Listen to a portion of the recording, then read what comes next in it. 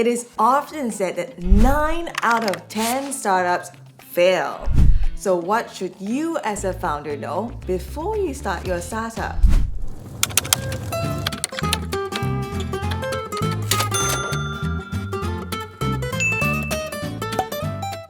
In this video, we'll be covering 3 different scenarios.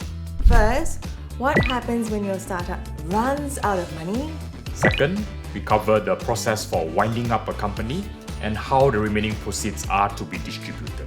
And third, we provide some tips to founders to avoid potentially dangerous situations. Hi, I'm Rachel. I'm a startup lawyer and a founder. And I'm Suang, a disputes lawyer from Eugene Tourism. When a startup starts running out of money and is unable to pay their debts, they could be deemed insolvent. In such a situation, Suang, what should startups be aware of?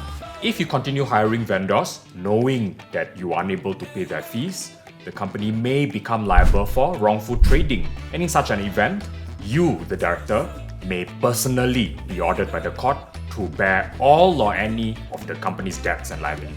And you may even be jailed for up to 3 years. So, if my startup issue convertible loan notes to my family and friends, can I choose to pay them off first in preference to other creditors? If the company is in a net asset negative situation, we strongly recommend against this. This is because such preference payments may be clawed back for unfair preference. Suang, what happens if my friends and family are shareholders instead? Can I choose to declare dividends to them before my company runs out of money? Similarly, we advise against this. You may potentially face a claim for breach of fiduciary duties, and under the current insolvency legislation, you may even be ordered to pay back to the company the wrongfully declared dividends. When reaching the tail end of their startup life cycle, most startup founders will try to achieve an M&A exit or an IPO. If that's not possible, Suang, what does the process of winding up a company look like? Well, that depends on how much cash there is left in your company's bank account. For example, if the startup raised 20 million and has 5 million left in the bank account and is in a positive net asset position, how would these proceeds be distributed? First, you get 75% of the company's shareholders to pass a special resolution for voluntary winding up. When that happens, a liquidator takes over the management of the company and is in charge of gathering in the company's assets and later on distributing the assets in accordance with the rules. Generally speaking, depending on the precise terms of the fundraising documentation, the process will look something like this. First, the secured creditors get paid first. Second, come the preferential creditors, such as employees or the persons who have retrenchment benefits. Third, we have the unsecured creditors. Fourth, we have the preferential shareholders. Last but not least, at the very bottom of the barrel, assuming there's something left, the ordinary shareholders. If there are insufficient proceeds to share amongst the different stakeholders, then each stakeholder will get a proportion of what they're meant to receive.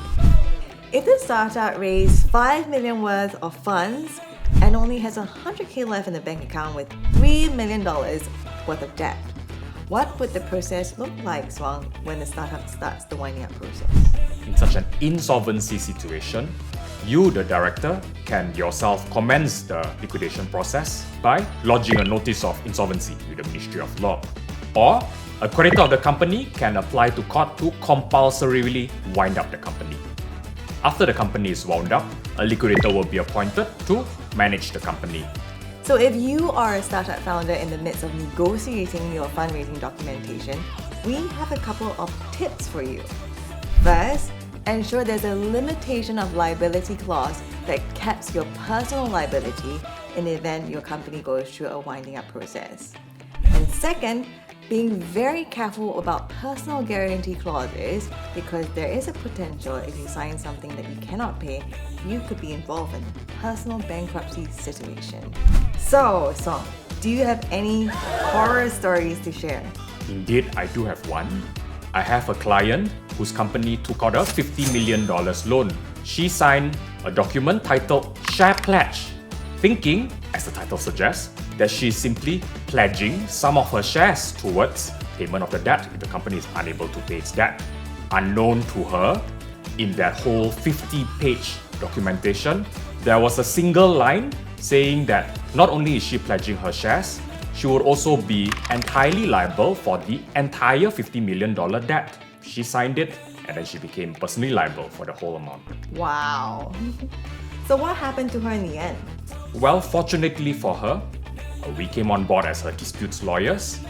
We engaged in negotiations with the creditor, and ultimately they came away at a deal which both parties were happy with. Always hire Suang. Okay. We hope you enjoyed this video and you're now armed with weapons to protect your startup when it's in distress. Hopefully, you'll never be there. If you like this video, remember to like, share, and subscribe. And check out our other videos over here. Goodbye.